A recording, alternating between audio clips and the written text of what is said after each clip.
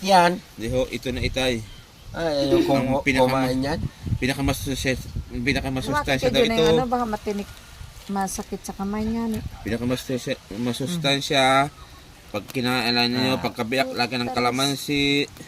Hindi makaantay ng hapon na ano kayo? Saan ba ito nabiyak ba? Diyan, ganyan nga. Huh. Kailangan matalas. Parang durian ba ito? Nini, anong ko, kaya lang pa rin yung relax ba? Namay na tayo na Wala. kabidyo. Wala. Aro, yan, sayang kay Junap. Dapat ay buo. Yes. Yun na Dito, yung laman, oh. yan Laman na na. yan, oh. Ang sarap niyan. Ang biyak niya na pag ano, no? Yun. Aroy, yan. Anong lasa niyan? Kalamansi. Hindi, linisan pa, tatanggalin yan. O mamaya, biyakin mo muna lahat.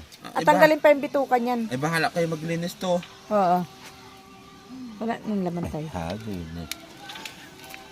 Magabanlaw. Kala ko dalawa yan. Wala Isa lang? Isa lang. Anong oras na Hanggang ba? tatlong set lang kami ni Junado. Doon sa isa pa? Alas 7:55. Tulad niya, talo ang tao Yan, dito. ay ang payat. Ano, nene? Oh. Tayo lang. Oh. Anong payat yan? Pag walang Eh, puro bituka, oh. Pero ba may makita siguro? Outsider na makapasok at may gate.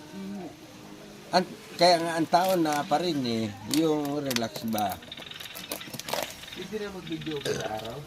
Kaya nga, di ko hanggang alas 7, di alas 10 pa upo siya nat hanggang alas 6:30 Aray, tigil. putaris.